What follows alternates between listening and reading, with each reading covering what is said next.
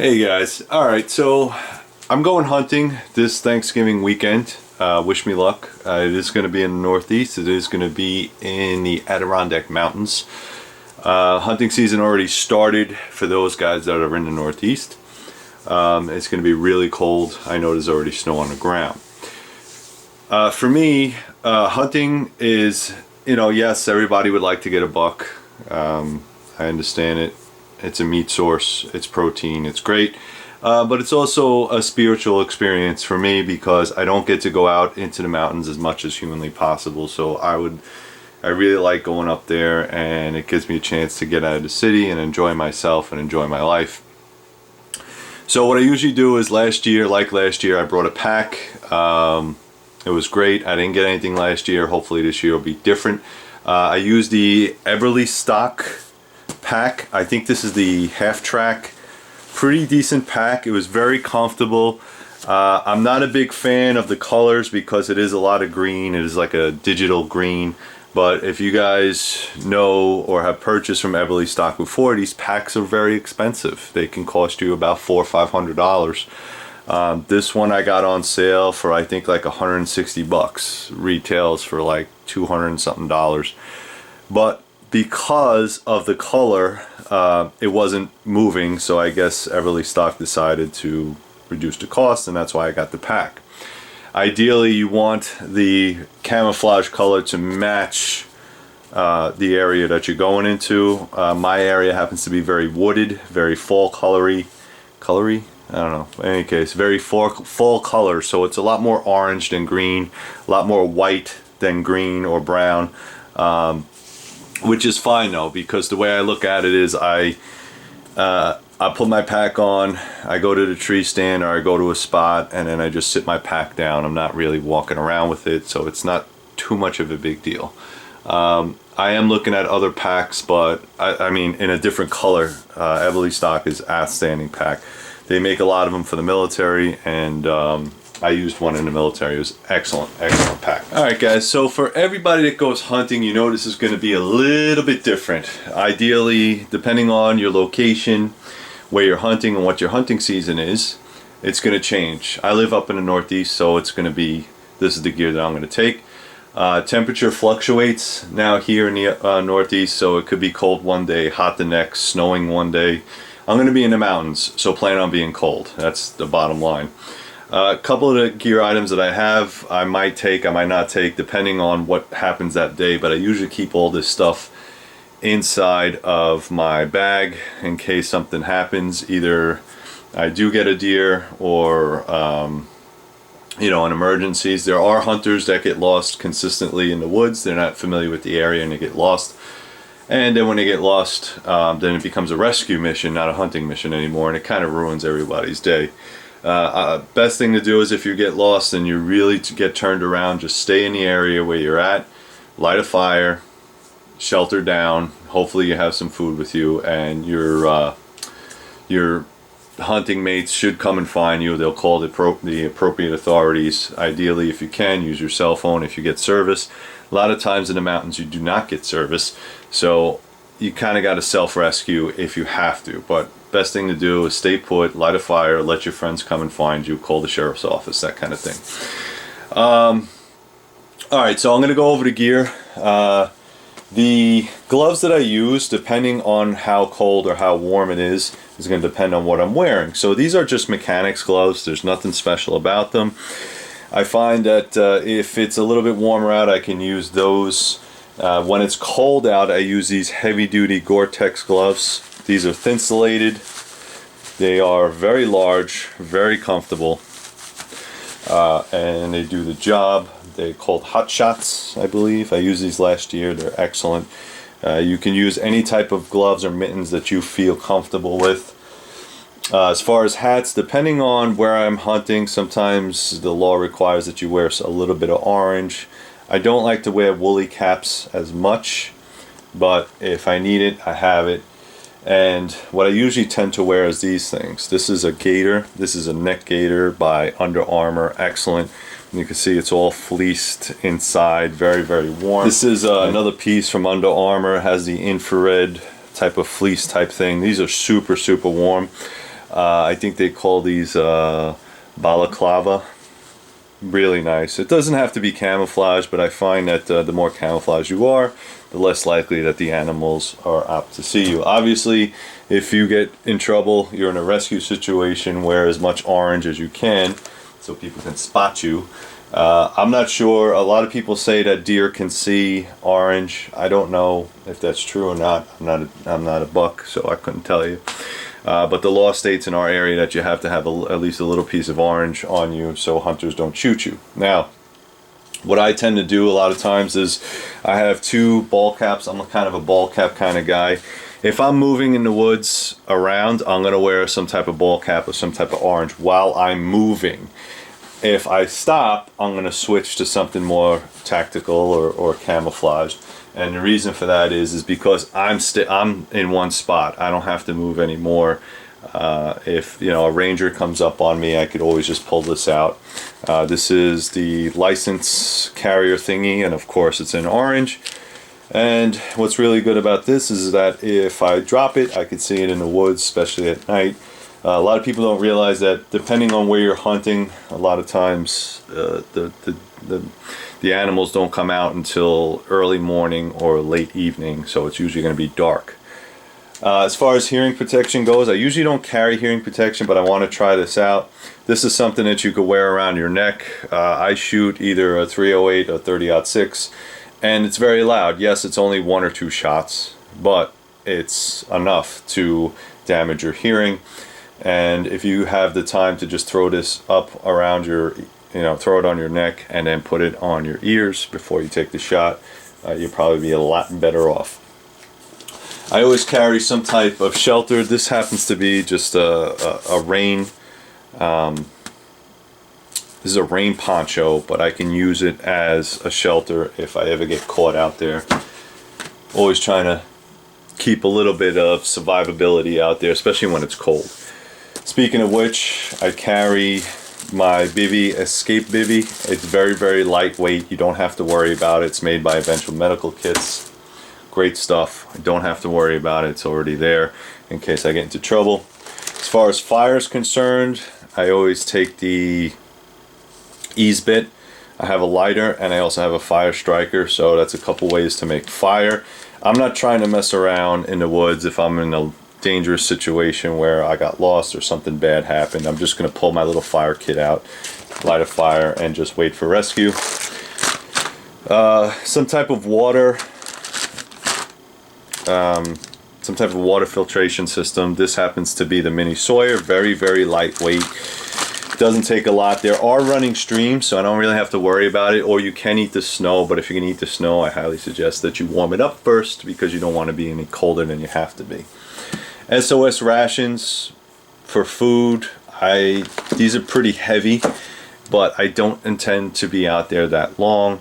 Sometimes what I'll do in the morning is I'll wrap up a couple bagels or something like that from the lodge, and then I'll go out and then I'll have that. This is just for an emergency situation. So if I have my bagels or some type of sandwich or hot food or something, I probably won't be bringing this, but it's always good to have it in your pack in case you forget something. Black bags. These are the 50-gallon Home Depot construction bags. I think they're 4-ply, whatever it is, 3-4 ply. I don't have game bags, but sometimes the animal's a little bit bigger than I would like, so if I have to quarter it, then I'll quarter it. Not a big deal. You could always tell the game warden's too damn big to get that freaking thing out. And where I am, the trees, it's not very populated, so there's no logging roads up there, which means there's a tree every 2 feet. Which means that trying to pull a 4-legged animal out of a tree every 2 feet of hitting on a stump is going to be very difficult. So that being said, I do have a deer sled, and I'm pretty able to, kind of put it into the sled and try to pull it out. But just an idea if you need it. Also, any other thing, that application you would need it for in case it starts raining or whatever. This is my emergency cup. Although it's a good coffee cup too. So it's a Tokes. It has a little bailing thing on there, which I probably will never use. But it's titanium. It's Tokes. It's 750 milliliters. Really cool. I got it because it's super light and it's nothing for me to throw this in my pack, and if I need to melt snow or drink a hot cup of soup or something like that, I can. And it comes in this nice little travel satchel, which is orange again, so I won't lose it, so that's pretty cool. I always bring my thermos. This is a brand new thermos because the other one broke, but this one is by Thermos. It's 24 hours, cold or hot. It's double insulated. And the thing about a thermos, guys, is very simple. I know a lot of guys say, well, you know, bring a metal container, single walled. Yeah, single walled is good if you're in a survival situation and you got to try to melt snow. But I'm already bringing a hot beverage. I'm already bringing a hot either coffee, tea, or soup. So I'm not going to melt snow unless it's absolutely dire, and if that's the case, I already have my cup that's super light and I don't have to worry about it. As far as actually getting an animal, I have gloves. These are rubber gloves, wipes, and a mask. A friend of mine told me he uses a mask. He's an N95 mask. Because sometimes when you gut open a hot animal, it does smell a little bit, and you know, it might make you throw up depending if it's your first time or not. But again, that's to each his own. I always have some type of wipes, wipe ones or Charmins, whatever, in case you do have to go to the bathroom. Believe me, you're stuck in a tree stand for all day, all night. Sometimes you gotta poop. Dig a hole, clean yourself up. You can bring toilet paper. This also works great for cleaning up after you got an animal. This is my deer call. I just got this. I don't know how good it is. It's called the Extinguisher. It has different buck, doe, and fawn to call the animal in. So I don't know how good it is. We'll find out. A couple electronics I always carry with me is my camera. I could do videos on it. I do have a Nikon rangefinder Pro Staff. This is actually very expensive, so I try to keep that relatively safe. I have Steiner binos. These binos are excellent. Steiner binos. They're excellent. They're small. They're packable. I'm trying not to keep too much stuff. Some type of multi-tool.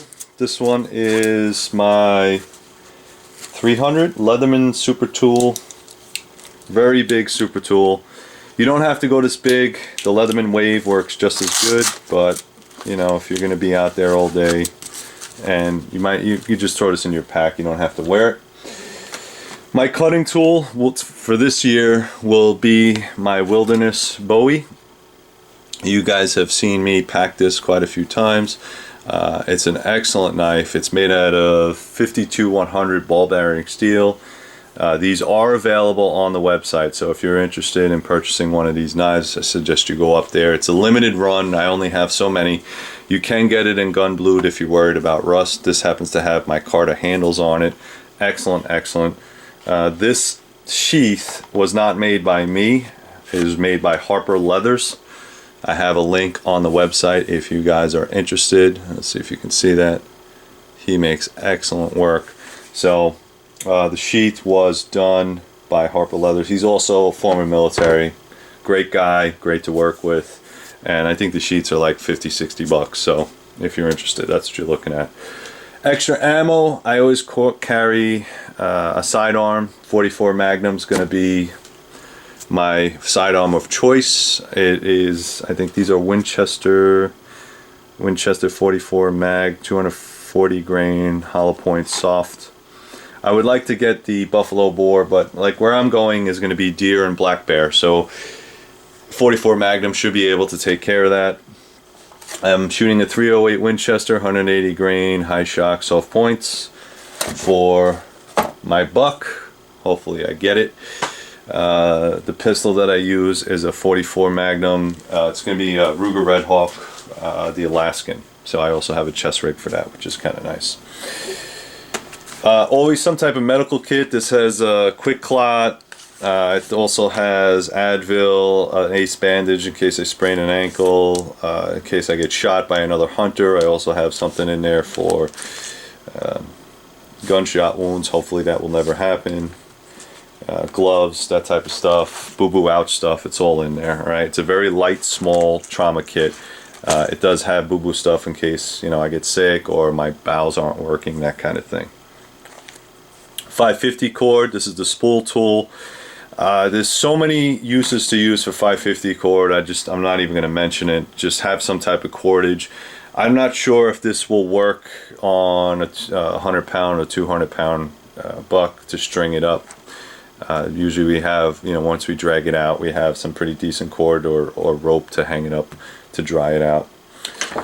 My Garmin is going to be the Garmin Oregon 650T.